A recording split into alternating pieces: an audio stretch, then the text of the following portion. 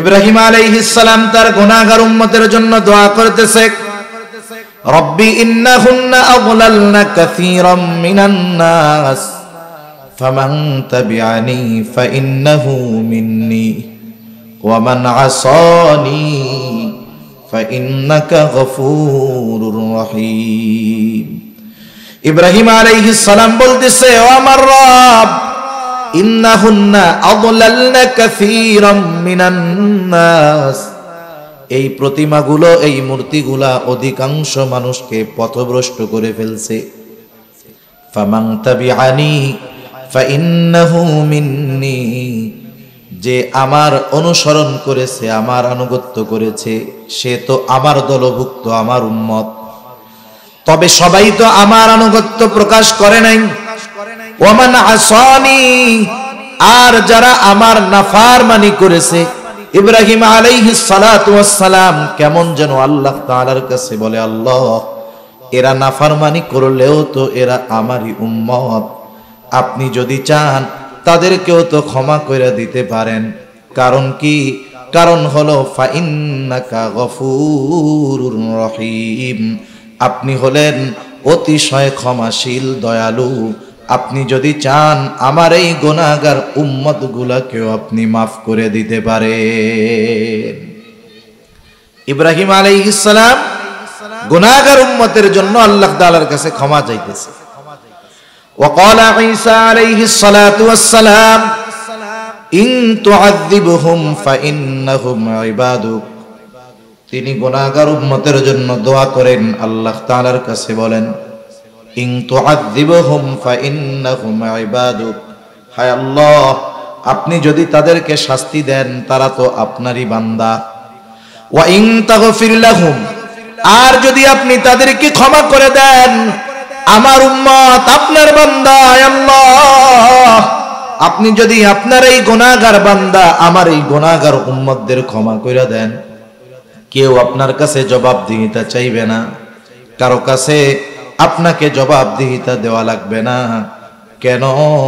ওয়া ইন তাগফির লাহুম ফাইন্নাকা আনতাল আজিজুল হাকীম, আপনি হলেন মহাপরাক্রমশালী, মহাপ্রজ্ঞাময়। তাই আপনি যদি আপনার এই গুনাহগার বান্দাদের মাফ করে দেন, কারো কাছেই আপনার জবাবদিহিতা করা লাগবে না। আপনি আপনার বান্দা আমার এই উম্মতগুলারে মাফ করে দেন, এটা হলো মূল কথা। দুই নবী উম্মতের জন্য, উম্মতের মাগফিরাতের জন্য দোয়া করেছে। রাসূল আকরাম সাল্লাল্লাহু আলাইহি ওয়াসাল্লাম এই দুই নবীর দোয়া তিলাওয়াত করবার পর নিজের অন্তরের মধ্যে তার উম্মতের জন্য মহব্বতের ঢেউ উঠে গেছে। এইবার নবীজি তার গুনাহগার উম্মতের জন্য দোয়া করবেন। তিনি কি করলেন? ফারাফা ইয়াদাই ওয়া ক্বালা আল্লাহুম্মা উম্মতি উম্মতি ওয়া বাকা, নবীজি হাত দুটো উঁচু করলেন, চোখ দিয়ে অঝর ঝরায় অশ্রু প্রবাহিত হইতেছে, আর মুখ দিয়ে শুধু বলতেছেন আল্লাহুম্মা উম্মতি উম্মতি, আয় আল্লাহ, আমার উম্মত, আমার উম্মত। আর কিছু নবীজি বলেন না। বলেন তো নবীজি যদিও এতটুকু বলতেছে, কিন্তু আসলে নবীজি কি বলতে চায়? দুনিয়ার কেউ বুঝুক আর না বুঝুক, জানুক আর না জানুক, যিনি জানেন, যিনি বোঝেন, তিনি কে? আল্লাহ জানেন যে কি বলতে চায় আমার হাবিব। এরপরেও আল্লাহ সুবহানাহু ওয়া তাআলা তার হাবিবের জবানেই শুনতে চায় কি বলতে চায়। যেমন দেখেন মাদ্রাসার মধ্যে বৃহস্পতিবার বিকাল বেলায় যখন ছোট ছোট ছাত্ররা ওস্তাদের সামনে গিয়া আসরের পরে কান্না করে, গিয়া বসে থাকে, হুজুরের কাছে সামনে গিয়া কি করে? কান্না করে, কাঁদতেছে। এখন বলেন তো যে কান্না কেন করে? হুজুর বোঝে কি বোঝে না? ভাই সাউন্ডটা বাড়ানো গেলে একটু বাড়াইয়েন, তাহলে আমার একটু কষ্ট কম হবে আর কি। তাহলে দেখেন হুজুরের সামনে গিয়ে ছাত্র যখন কান্না করে, বলেন তো বৃহস্পতিবার আসরের পরে হুজুরের সামনে গিয়া ছোট ছাত্র যখন কান্না করে, কিছুই বলা লাগবে না, কান্না করার কারণে হুজুর কি বুঝে বলেন তো? হ্যাঁ, কি বুঝে? সে ছুটি চায়, বাসায় যাবে, হুজুর বুঝে। কিন্তু এরপরেও বলে কান্দো কেন, কান্না করো কেন? ও কিছু বলে না, ওর কান্না আরো বাড়ে। হুজুর বলে এই যতক্ষণ না তুমি বলবা কি জন্য কান্না করো, কাজ হবে না। এবার কান্না করতে করতে বলে হুজুর আমি বাসায় যাব। এবার কি বলে হুজুর, যাও তোমার ছুটি, আগামী দিন আবার সন্ধ্যার আগে চলে আসবা। এখন যখন ছুটির ঘোষণা পাইছে, কান্দা আছে নাকি? চোখের পানি শুকানোর আগে দেখবেন মুখের মধ্যে হাসি ফুটে উঠছে। আল্লাহ রাব্বুল আলামিন জানেন নবীজি কি বলতে চায়। এরপরেও জিবরাইল আলাইহিস সালাতু ওয়াস সালামকে বলতেছে, জিবরাইল যাও, মুহাম্মদ কেন কান্না করে, কান্নার কারণ জিজ্ঞাসা করো। জিবরাইল আলাইহিস সালাতু ওয়াস সালাম হাজির, এসে বলে ইয়া রাসূলুল্লাহ, আপনার কান্নার কারণ কি? যদিও আল্লাহ তাআলা সব জানেন, এরপরেও তিনি জানতে চান। এইবার নবীজি উম্মতের ব্যাপারে সব কথা জিবরাইল আলাইহিস সালামের কাছে বললেন। উম্মতের ক্ষমার কথা, মাফের কথা জিবরাইল আলাইহিস সালাম আল্লাহ তাআলার কাছে গিয়ে বললেন, আল্লাহ আপনার হাবিবের কান্নার কারণ হইল এইটা। আল্লাহ তাআলা জিবরাইল আলাইহিস সালাতু ওয়াস সালামকে বললেন, যাও আমার হাবিব মুহাম্মদকে জানায় দাও, আমি অচিরেই তাকে তার উম্মতের ব্যাপারে সন্তুষ্ট করব, তাকে আমি তার উম্মতের ব্যাপারে অসন্তুষ্ট করব না। নবীজির কাছে আয়েশা জিবরাইল আলাইহিস সালাম এই খবর জানায় দিলেন। চিন্তার কোনো কারণ নাই ইয়া রাসূলুল্লাহ, আল্লাহ তাআলা আপনাকে আপনার উম্মতের ব্যাপারে সন্তুষ্ট করবে। এই জন্য নবীজি যখনই সুযোগ পাইতেন উম্মতের কল্যাণের কথা চিন্তা করতেন। নবীজি যখনই সুযোগ পাইতেন আল্লাহ তাআলার কাছে তার গুনাহগার উম্মতের ক্ষমার কথা বলতে। মুহাব্বতের কারণে, ভালোবাসার কারণে রাসূল আকরাম সাল্লাল্লাহু আলাইহি ওয়াসাল্লাম ছিলেন উম্মতের ব্যাপারে সর্বোচ্চ কল্যাণকামী। এই জন্য কোন জিনিস উম্মতের জন্য কল্যাণকর, কোন সময় কল্যাণকর, কোন জায়গায় কল্যাণকর, নবীজি এই বিষয়গুলো খেয়াল রাখতেন। হাদিসের মধ্যে আসছে নবীজি সাল্লাল্লাহু আলাইহি ওয়াসাল্লাম বলেন, আল্লাহ তাআলা প্রত্যেকটা নবীকে এক একটা স্পেশাল দোয়া করার সুযোগ দিয়েছে এবং ওই দোয়াটা কবুল করার প্রতিশ্রুতি আল্লাহ তাআলা দিয়েছেন। সব নবী দুনিয়ায় তার উম্মতের ব্যাপারে ওই দোয়া করে ফেলছে, আর ওই দোয়াটা আমি সংরক্ষণ করে রেখেছি।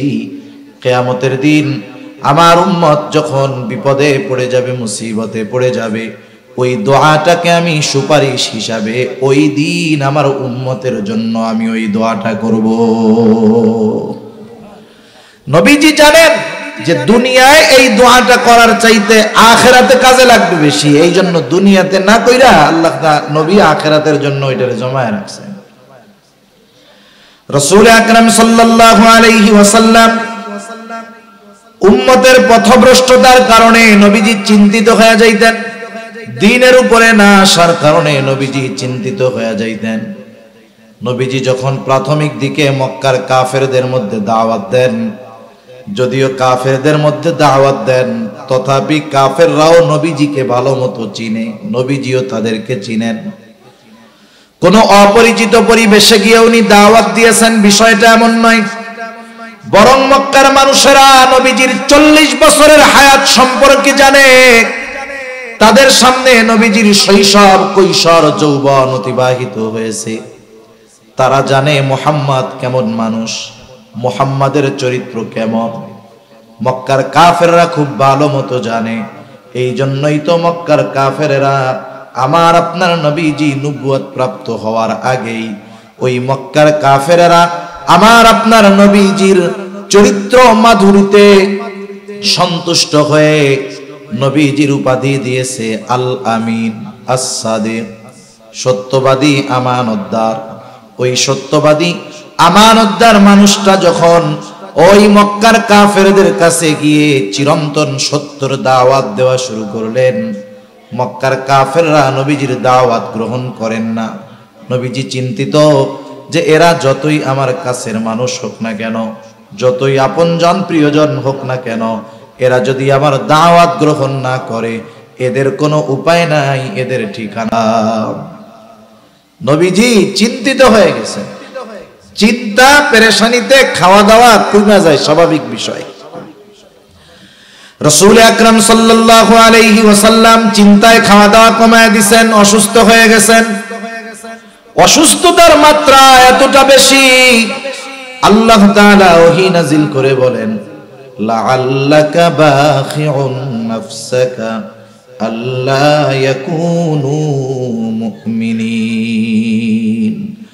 আল্লাহ রাব্বুল আলামিন বলেন, তারা ঈমান না আনার কারণে আপনি হয়তো নিজেকে নিজে নিঃশেষ করে দিবেন, আপনি নিজেকে মৃত্যু মুখে ঠেলে দিচ্ছেন তারা ঈমান না আনার কারণে। এতটুকুর দ্বারা এটা বোঝা যায় তার উম্মত যখন দ্বীনের কথা মানে না, ঈমানের পথে আসে না, নবীজি মুহাব্বতের কারণে কতটা চিন্তিত পেরেশান, যে নিজেই অসুস্থ হয়ে গেছেন আর নবীজির অসুস্থতার কথা আল্লাহ তাআলা জানায়া দিতেছে। সন্তান অবাধ্য হইলে মা বাবা চিন্তায় অসুস্থ হয়ে যায় না? কতজন বলে যে দেখ ওই লোকটা সুস্থ ছিল, কিন্তু ওর ওই পোলার চিন্তায় টেনশনে ও পুরা বিছানা ধরা হয়ে গেছে, অসুস্থ হয়ে গেছে।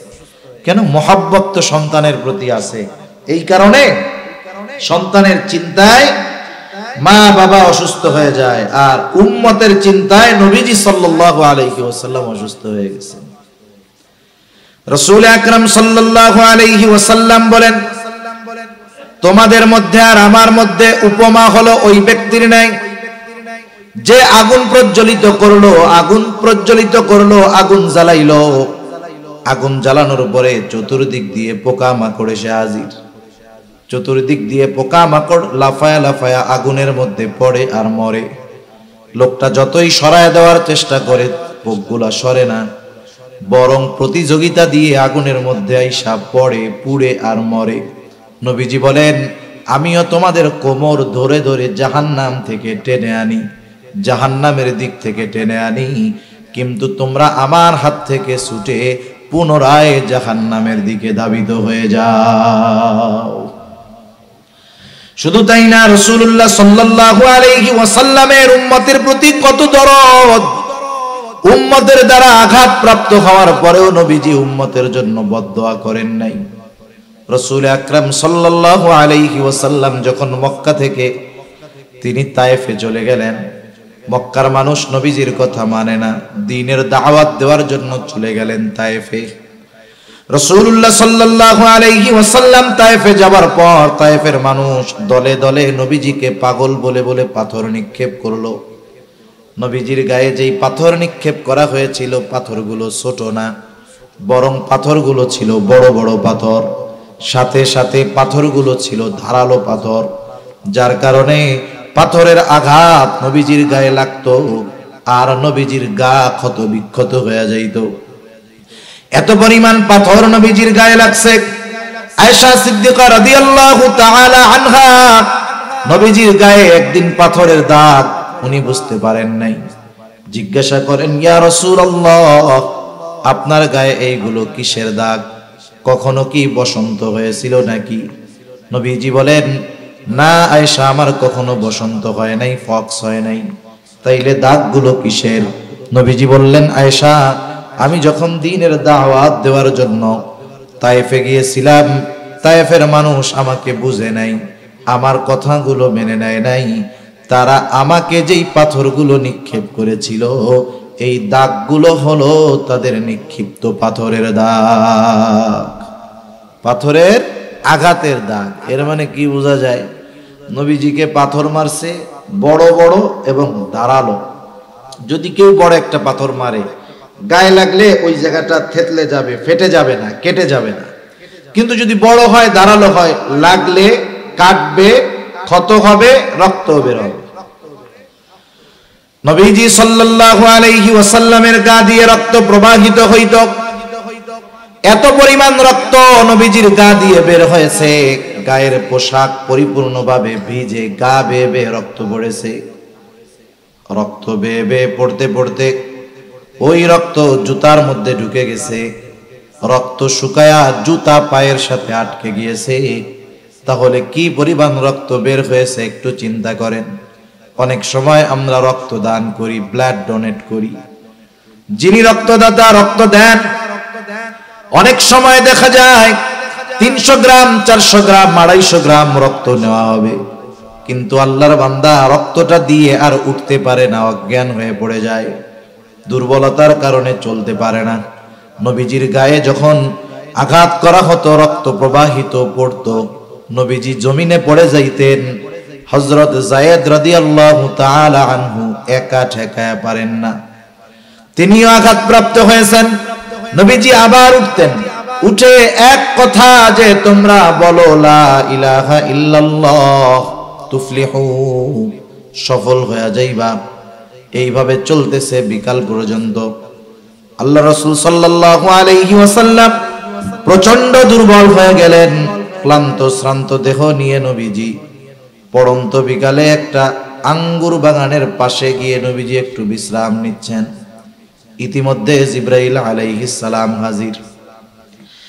জিবরাইল আলাইহিস সালাতু ওয়াস সালাম এসে বলে, ইয়া রাসূলুল্লাহ সাল্লাল্লাহু আলাইহি ওয়াসাল্লাম, এই কওম আপনার সাথে কেমন আচরণ করেছে আল্লাহ তাআলা সব জানেন। আজকে আমি একা আসি নাই, আল্লাহ তাআলা আমার সাথে নতুন আরেকজন ফেরেশতা পাঠিয়েছে, যে ইতিপূর্বে কখনো আপনার কাছে আসে নাই। নবীজি বলেন, এইবার ওই ফেরেশতা আমার সামনে আসলো, আমাকে সালাম দিল। সালাম দেওয়ার পরে বলে, ইয়া রাসূলুল্লাহ, এই কওম আপনার সাথে কেমন আচরণ করেছে আপনার মালিক সব জানেন, সব দেখেছেন। ইয়া রাসূলুল্লাহ, আল্লাহ তাআলা আমাকে আপনার নিকটে পাঠিয়েছেন আপনার আদেশ পালন করার জন্য।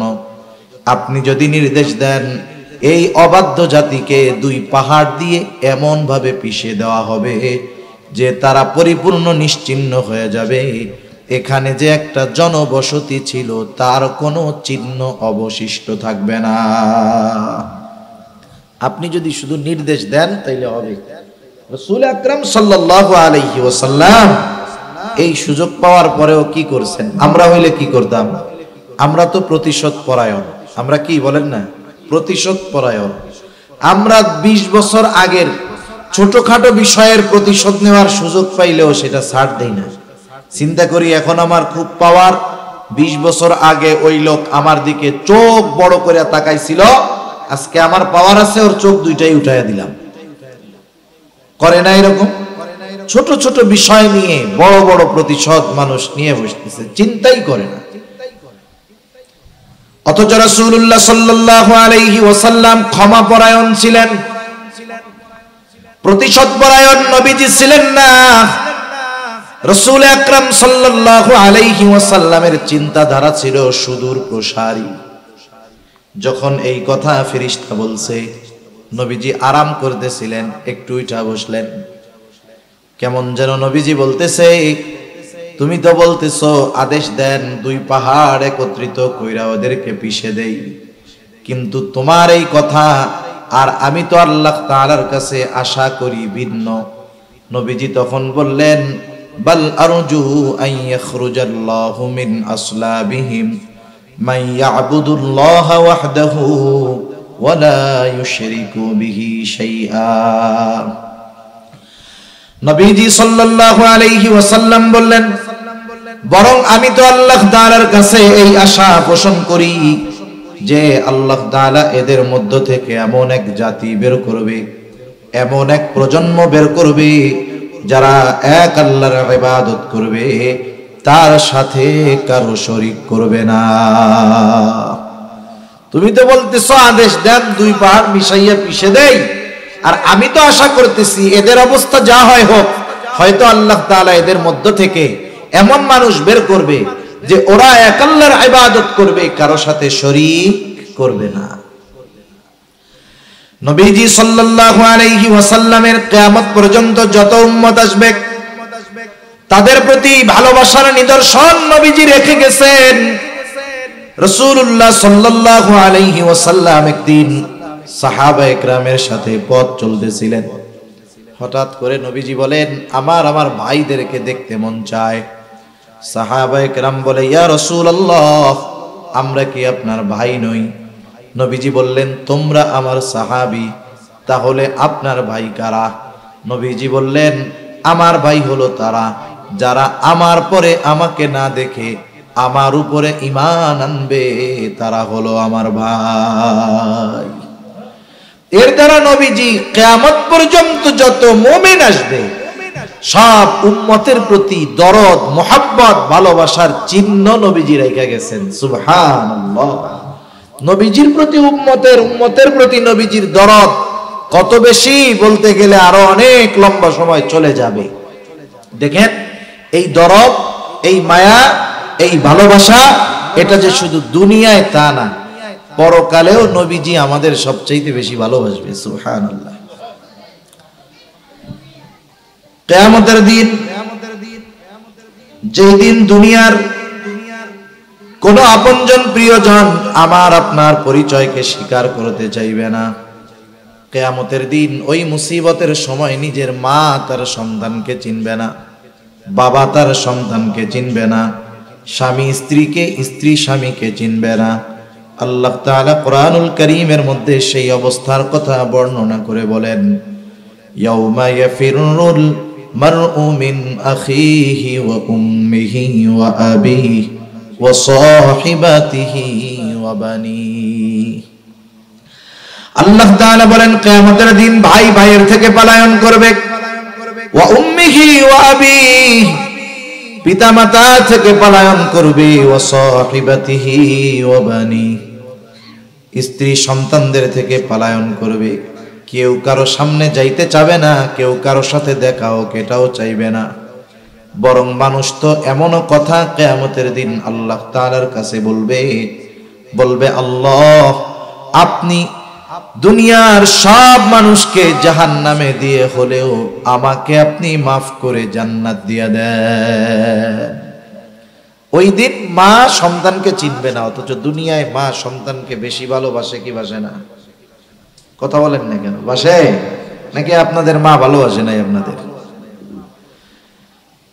ওই দিন মা দুনিয়ায় যত ভালোবাসুক, মা সন্তানের পরিচয়কে অস্বীকার করবে। কিন্তু রাসূলুল্লাহ সাল্লাল্লাহু আলাইহি ওয়াসাল্লাম ওই মুসিবতের দিন উম্মতকে ভুলবেন না। নবীজি ওই দিন নিজের চিন্তায় চিন্তিত থাকবেন না, নবীজি তার উম্মতের চিন্তায় বিভোর থাকবেন। হাদিসের মধ্যে আসছে, নবীজি একবার দৌড়ে চলে যাবেন পুলসিরাতের কাছে। না জানি তার কোন উম্মত পুলসিরাত পাড়ি দিতে গিয়ে ব্যর্থ হয়ে যায়, আবার দৌড়ে চলে যাবেন নবীজি হাউজে কাউসারের কাছে। না জানি কোন উম্মত পানি পান থেকে মাহরুম হয়ে যায়, আবার দৌড়ায় চলে যাবেন মিজানের কাছে। না জানি তার কোন উম্মত ওজনের সময় ধরা পড়ে যায়, আবার দৌড়ায় চলে যাবেন জাহান্নামের কাছে। না জানি তার কোন উম্মতকে জাহান্নামে দিয়ে দেওয়া হয়, আবার যখন উম্মতের জন্য কোন সুপারিশের দরকার হবে, নবীজি আল্লাহর কুদরতি কদমে সেজদায় পড়ে যাবে। এভাবে চলতে থাকবে। সব নবী জান্নাত অভিমুখে রওনা হয়ে যাবে, জান্নাতের দোরগোড়ায় পৌঁছায়া যাবে, দেখবে জান্নাতের দরজা বন্ধ, খোলা হয় নাই। জিজ্ঞাসা করা হবে, কি ব্যাপার, জান্নাতের দরজা খোলো না কেন? জান্নাতের পাহারাদারেরা জবাব দিবে, যিনি আসলে জান্নাতের দরজা খোলা হবে তিনি এখনো আসেন নাই। তিনি কে? তিনি কোথায় আছেন? জবাবে বলা হবে, তিনি হলেন মুহাম্মাদুর রাসূলুল্লাহ সাল্লাল্লাহু আলাইহি ওয়াসাল্লাম। তিনি না আসা পর্যন্ত জান্নাতের দরজা খোলা হবে না। কোথায় তিনি? তিনি এখনো হাসরের ময়দানে উম্মতের চিন্তায় বিভোর। যতক্ষণ না আল্লাহ তাআলার কাছ থেকে তার ওই উম্মত যার যাররা পরিমাণ ঈমান ছিল তার ব্যাপারেও যতক্ষণ না আল্লাহ তাআলার কাছ থেকে জান্নাতের নিশ্চয়তা নবীজি পাবেন, ততক্ষণ পর্যন্ত নবী নিজে জান্নাতে প্রবেশ করবে না। আমরা ওই নবীর উম্মত, যেই নবীর আমাদের প্রতি এত ভালোবাসা। এ ভালোবাসার গভীরতা কত বেশি যে উম্মতের প্রতি নবীজির ভালোবাসার স্বয়ং সাক্ষ্য দিয়েছেন আল্লাহ। কে দিয়েছেন বলেন? অনেক সময় সাক্ষীকে এর উপরে কথাটাকে গ্রহণ করা হয়। মনে করেন একজন একটা কথা বলতেছে, ভাই এই কাজটা আমি করেছি, এখন বলে না তুমি যে করছো তোমার সাক্ষীকে, অথবা করো নাই তোমার সাক্ষীকে। আপনি যদি রাস্তার থেকে একজনকে দৈরাই না বলেন যে এই লোক আমার পক্ষে সাক্ষী, বলবে ধর বেড়া, রাস্তায় ভবঘুরের মতো ঘুরে বেড়ায়, ওর সাক্ষীর কোনো দাম আছে? ওর সাক্ষর কোনো দাম আছে? সারা ওরে যদি আরো সাক্ষী হিসাবে উপস্থাপন করো, তোমার কথা যাও বিশ্বাস করতো তাও আর কেউ বিশ্বাস করবে না। কিন্তু আপনি যদি আপনাদের এলাকার সম্মানিত একজন মুত্তাকি পরহেজগার ব্যক্তিরে সাক্ষী হিসাবে দাঁড় করান, উনি যদি বলে হ্যাঁ ওই কাজটা উনি করেছে অথবা করে নাই, বলেন তো তার কথা গ্রহণ করা হবে কিনা? এ সাক্ষীর সাক্ষ্য বিশ্বাস করা হবে। আমাদের যে নবীজি ভালোবাসেন, সর্বোচ্চ ভালোবাসা, এ ভালোবাসার সাক্ষী দিয়েছেন কে? একটু জোরে বলেন। আল্লাহর নাম বলতে কষ্ট হয় নাকি? আমার মাইকে কথা বলতে জান বের হয়ে যাইতেছে, আমি বুঝতেছি কি হইতেছে আমার, এই জন্য আপনারা একটু জোরে বললেন, মাইকওয়ালা কষ্ট দিয়া দিল আমারে। তাহলে আমাদের কে নবীজি যে ভালোবাসেন এই সাক্ষী দিয়েছেন কে? আল্লাহ তাআলা দিয়েছেন। আল্লাহ রাব্বুল আলামিন বলেন, লাকাদ জাআকুম রাসূলুম মিন আনফুসিকুম আজিজুন আলাইহি মা আনিতুম হারিসুন আলাইকুম বিল মুমিনিনা রাউফুর রহিম। আল্লাহ তাআলা বলেন, লাকাদ জাআকুম রাসূলুম মিন আনফুসিকুম, তোমাদের জন্য তোমাদের মধ্য থেকে এমন একজন রাসূলের আগমন ঘটেছে, যেই রাসূল আজিজুন আলাইহি মা আনিতুম, তোমাদের জন্য যেটা কষ্টের সেটা তার জন্য কষ্টের। তার মানে উম্মত যেটাতে কষ্ট পায় নবীজিও সেটাতে কষ্ট পায়। সুবহানাল্লাহ। একটু চিন্তা করে দেখেন, উম্মতের জন্য যেটা কষ্টের নবীজিও সেটাতে কষ্ট পায়। উম্মত যদি জাহান্নামে যায় উম্মতের জন্য কষ্টের, উম্মত জাহান্নামে গেলে এটা নবীজির জন্য কষ্ট পাওয়ার বিষয়। এই জন্য নবীজি হলেন আজিজ। আল্লাহ তাআলা বলতেছেন তোমাদের জন্য যেটা কষ্টের সেটা তার জন্য কষ্টের।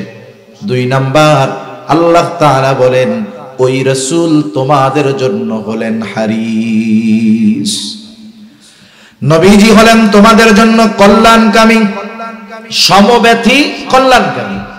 মনে করেন আপনি একজনের কাছে আপনার কষ্টের কথা বলতেছেন, খুব হৃদয় বিদারক কথাগুলো আপনি বলতেছেন কথা, আর উনি ওইদিকে আর একজনের সাথে হো হো করতেছে, হাসাহাসি করতেছে। আপনি কি বুঝবেন?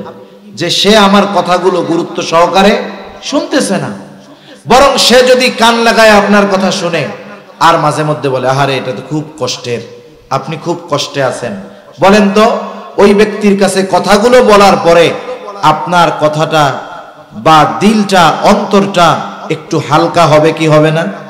নবীজির কাছে যখন কেউ কোনো কষ্টের কথা বলতো সাহাবায়ে কেরাম, নবীজির ভাবটা এমন হইতো যে ওই লোক ওই কারণে যে কষ্ট পাইতেছে নবীজিও সেই কষ্টটা পরিপূর্ণভাবে অনুভব করতেছে। এজন্য সাহাবায়ে কেরামের সাথে নবীজির এত সম্পর্ক, গভীরতা কেন? যে সাহাবায়ে কেরামের সাথে নবীজি এই ধরনের আচরণ, উপমা আমাদের জন্য রেখে গেছেন। একজন আপনা থেকে আপনা লোক, একবারে গ্রাম্য মূর্খ লোক, অশিক্ষিত লোক, দরিদ্র লোক, এও নবীজির কাছে যখন আয়েশা বলতো কিছু কথা, এটা যদি তার কষ্টের কথা হতো নবীজি এমন ভাবে শুনতেন ওই লোক মনে করতো আহারে আমার এই কষ্টটা নবীজিও পাইতেছে। সুবহানাল্লাহ। আবার যখন কেউ কোনো আনন্দের কথা আয়েশা বলতো, নবীজি এমন ভাবে উৎফুল্লতা দেখাতেন যে ওই লোকের আনন্দে নবীজিও কেমন যেন আনন্দিত হয়ে গেছেন। সুবহানাল্লাহ।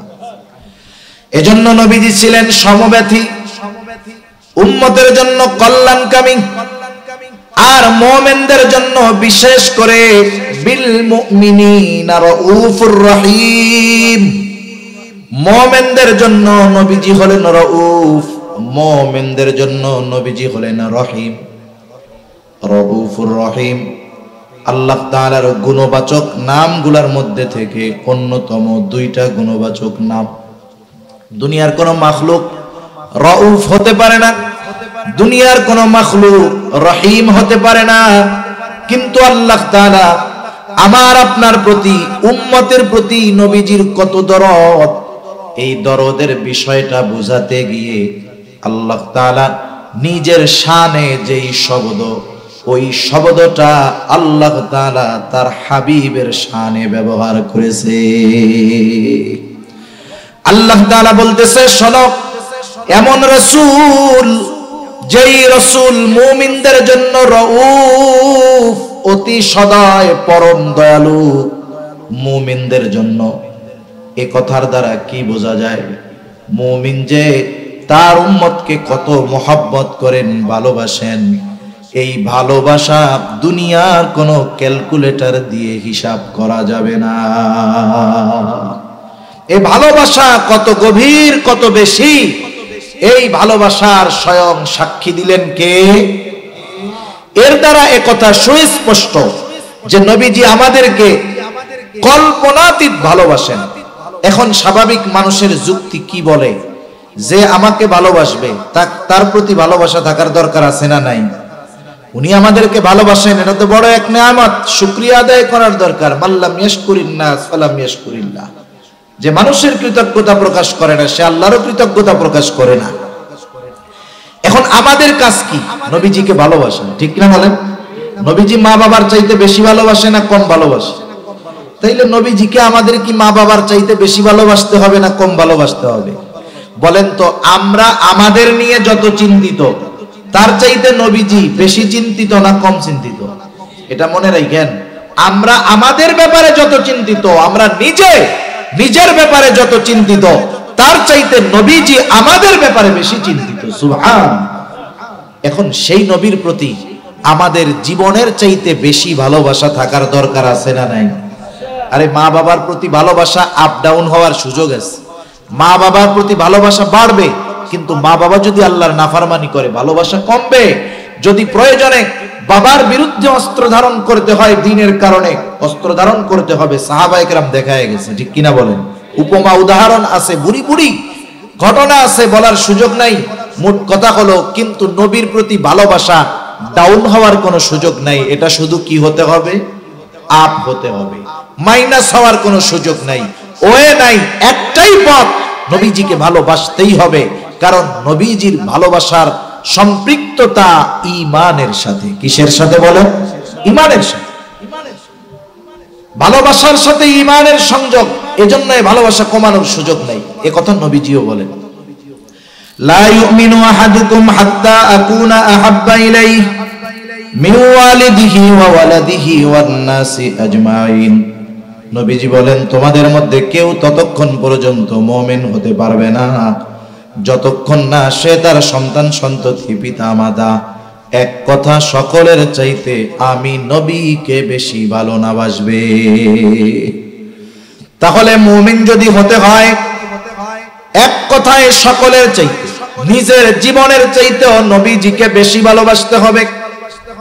এখন নবীজিকে তো আমরা সামনে পাই নাই, সাহাবায়ে কেরাম নবীজিকে সামনে পেয়েছেন, বিদায় ভালোবাসার উপমা রেখে গিয়েছেন। আবু বকর সিদ্দিক নবীজির কথায়, নবীজির ভালোবাসায় নিজের ঘরের সব সম্পদ আইনা নবীজির কাছে পেশ করেছেন। হযরত তালহা উহুদের ময়দানে নবীজি যখন গর্তের মধ্যে পড়ে গিয়েছে, নবীজি মাথা উঠায়, উপর দিয়ে তীর যায়, বর্ষা যায়। হযরত তালহা নিজের বুকটাকে নবীজির জন্য ঢাল বানায় দিয়েছে। কিন্তু আমরা তো নবীজিকে সামনে পাই নাই, তাহলে নবীজিকে সর্বোচ্চ ভালোবাসার উপমা আমরা কেমনে দেখাবো এ বিষয়টাও নবীজি আমাদের জানায় গিয়েছে। নবীজিকে ভালোবাসার পদ্ধতি নবীজি বলে দিয়েছেন। সেই জন্য আমরা নিজেরা যদি পদ্ধতি বানাই, ওই পদ্ধতি গ্রহণযোগ্য হবে না। নবীজিকে ভালোবাসার পদ্ধতি নবীজি জানায় দিয়া বলেন, মান আহাব্বা সুন্নতি ফাকাদ আহাব্বানি ওয়া মান আহাব্বানি কানা মাই ফিল জান্নাহ। নবীজি বলেন, যে আমার সুন্নাতকে ভালোবাসলো সে আমি নবীকে ভালোবাসলো, আমি নবীকে যে ভালোবাসলো সে আমি নবীর সাথে জান্নাতে অবস্থান করবে। আমরা নবীর সাথে জান্নাতে থাকতে চাই না? চাই। কে না চাই?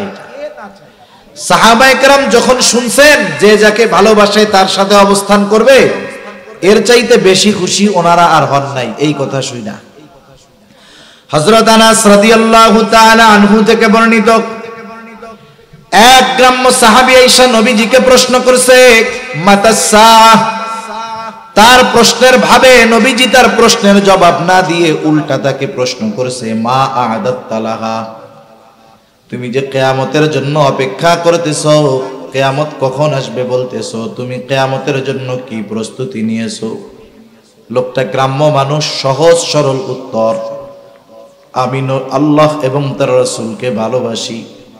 নবীজি দেখলেন এই লোকের কথার জবাবের মধ্যে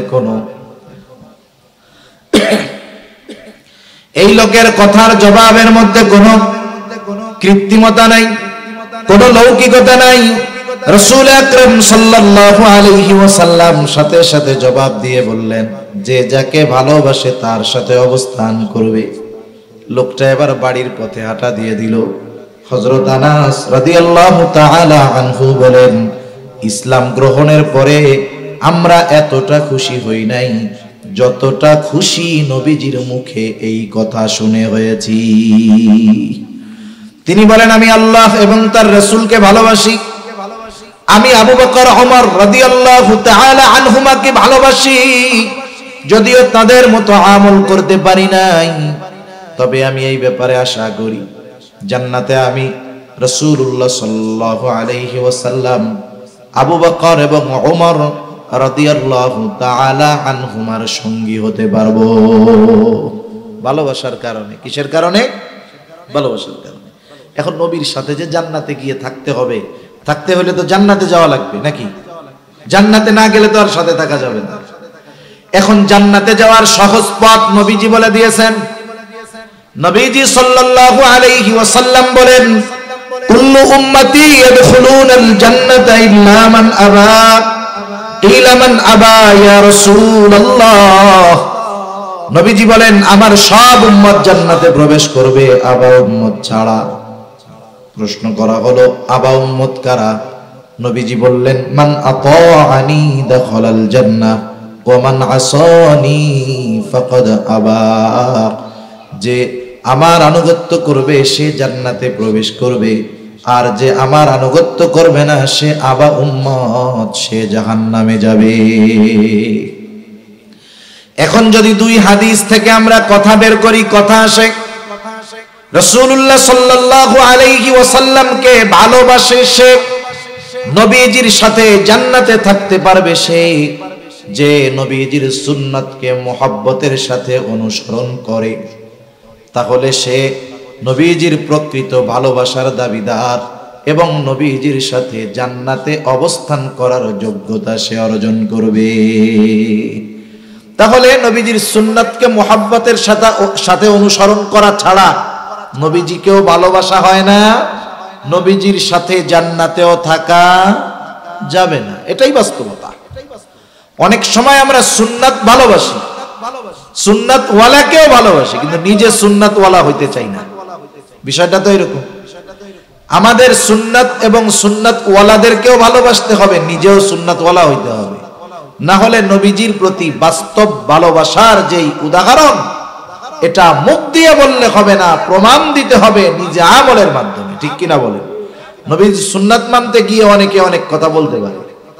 হুজুর মানুষ তো লম্বা জামা পাঞ্জাবি পরবে, এটা স্বাভাবিক বিষয়, কিন্তু আওয়াম মানুষ অনেক সময় যখন লম্বা জামা গায়ে দেয়, পাগড়ি পরিধান করে, টুপি পরে থাকে, কয় ওরে বাবা খেজুর হয়ে গেছে, খুসামেরা বলে না, মোল্লা হয়ে গেছে, আরে বাবা জঙ্গি হয়ে গেছে। এটা কেন বললো? নবীজির সুন্নাত মানার কারণে।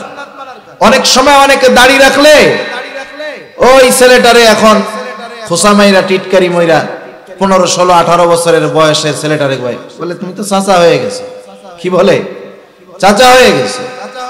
এখন কোন ব্যক্তি যদি সুন্নাত অনুসরণ করার কারণে দুনিয়ার মানুষ তাকে তিরস্কার করে, এই দুনিয়ার মানুষের তিরস্কারের কথা চিন্তা করে সুন্নাত বাদ দেওয়া যাবে? সুন্নাত মানতে গিয়ে যদি দুনিয়ার মানুষের তিরস্কৃত হতে হয় দুনিয়ার মানুষের দ্বারা, আশা করা যায় এই তিরস্কারটা কিয়ামতের দিন তার পুরস্কার হয়ে দাঁড়াবে ইনশাআল্লাহ। ঠিক কিনা বলেন? সেজন্য আমরা সুন্নাতের উপরে চলব। অনেকে চিন্তা করে এখন যুবক বুড়া হইলে দাড়ি রাখবো, অনেকে চিন্তা করে বিবাহ শাদী করার পরে দাড়ি রাখবো, বিবাহের আগে দাড়ি রাখলে ভালো। মেয়ে মারা যাওয়ার পর যখন মানুষকে গোসল করায় কাফন পরায়া দেওয়া হয়, কাফন পরায়া লাশটাকে খাটিয়ায় তুলে জানাজায় নিয়ে যাওয়া হয়। জানাজা শেষ, আবার লাশটাকে নিয়ে যাওয়া হয় কবরস্থানে। এইবার কবরের মধ্যে দুই আল্লাহর বান্দা নামেন, উপর থেকে লাশটাকে সুন্দরভাবে নিচে ধরায়া দেওয়া হয়।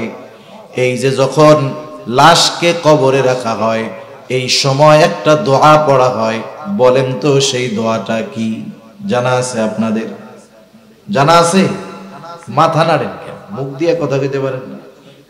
জানা আছে নেই? কি দোয়া পড়ে বলেন তো? এই তো মাশাআল্লাহ সবাই জানেন। বিসমিল্লাহি ওয়া আলা মিল্লাতি রাসূলিল্লাহ। মারা গেলে, আমি মারা গেলে আমার ক্ষেত্রেও পড়া হবে। যেই মারা যাক পড়া হবে। যদি খালি নামটা মুসলমান থাকে তার ক্ষেত্রেই এই দোয়াটা পড়া হবে। আজীবন দোয়াটা আমরা পড়লাম, আমাদেরকেও পড়া কবরে রাখবে। কিন্তু এই দোয়ার একটা সারমর্ম আছে, এটা আমরা কখনো বুঝি না। এই দোয়ার মধ্যে কি বলি? মূলত শাব্দিক অর্থটা রাখেন, মূলত কথাটা কি বলি? বলি আল্লাহ আপনার নামে এমন এক ব্যক্তিকে এখন কবরস্থ করতেছি যে আপনার রাসূলের মিল্লাত তথা সুন্নাতের উপরে গোটা জীবন অতিবাহিত করেছে। সে গোটা হায়াত সুন্নাতের উপরে চলছে, রাসূলের মিল্লাতের উপরে চলছে, অর্থাৎ রাসূলের সুন্নাতের উপরে চলছে। রাসূলের সুন্নাতের উপরেই সে মরছে এবং ওই সুন্নাত অবস্থায় তাকে আমরা কবরস্থ করতেছি। আয় আল্লাহ আপনার নামে।